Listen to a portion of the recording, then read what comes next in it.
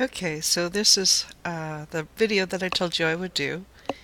And the purpose of the video is to identify the floodway, rather, and the flood map pictures. So you want to go to the layer list, which is right here, and click down on that. And then you want to show property layers or parcels in this. So I want to add that and click back on here. You also want to look at your elevation contours. So we're going to look at that and flooding information. And we're going to go down to floodway. And we're going to look at pictures. So we're going to click on all of these pictures, any pictures that they have. And so that should give us some idea of pictures, and click on flooding information to see all that. Okay, so we're going to find the house on mountain that had the fire, and this is where it gets interesting. So now we have a picture that's right next to there, and click on that, and you see 1 of 5, and you want to do the little arrow over, and 4 of 5. There we go, and now you can see a picture. So this picture was from, go back to it, 2009.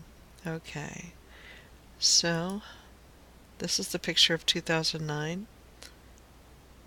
and I've got it zoomed in. So one of the points that the planning guy from Carnation told me is that this is the elementary school here, and it appears to be underwater. However, the house where they had the fire is I think this house right around here, and it doesn't appear to have as much flooding. Now this is zoomed way up high, so 400. I don't know how clear that is as far as, but in general the houses, he said, didn't look like they were as flooded, and potentially somebody, if they wanted to challenge whether this area should be zoned in that floodway, might be able to challenge it, but I don't know whether that's true, and I don't know what it would cost. So anyway, that was one of the things that was interesting. The other thing that's interesting, and the reason I wanted you to see the elevation contours, is generally, if I zoom in a little bit, we'll start to see the numbers for the elevations.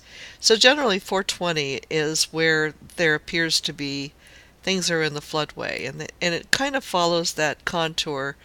You know, there's 420, you go up to 440, it's out. So basically, if you follow the line, and you see this is 420. However, here we have a lot of 420s that are out of the floodway, and if you click on this parcel, you'll see that it's all one parcel, and it's for the mill pond or the mill site. So this is what he thought looked odd, is when I wasn't talking to him about anything in particular about the mill pond, but he just observed the contour of this not following the contour of the elevation as far as where the flooding took place, and he said generally this doesn't match up. See, here's 420 here, here's 420 here. This is, highlighted as being in the floodway. This is not. So that's what he pointed out as being unusual. And then if you go back over here, you can follow the, let's see if we can see more indication of where the elevation is over here, because this almost follows where railroad is, but railroad may be, just up. Like this is 420, and this is 420 for Snoqualmie Parkway. Now, this is 420, this is 440, so that would definitely be up above. And then going back down looking for more elevation numbers. And let me see if I can see. I see a 420 over here. So anyway, he thought that the elevations and how the line of the curve of the floodway seemed to be unusual in how things were shaped. So here's kind of an area that seems to be, well, but that's one parcel and it's only a piece of it. So I'm not sure why this is not in the floodway.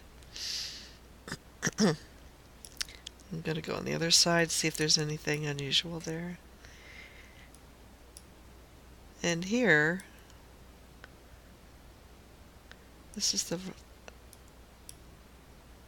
it seems inconsistent. So anyway, that's what I wanted to show you, how to get to those things.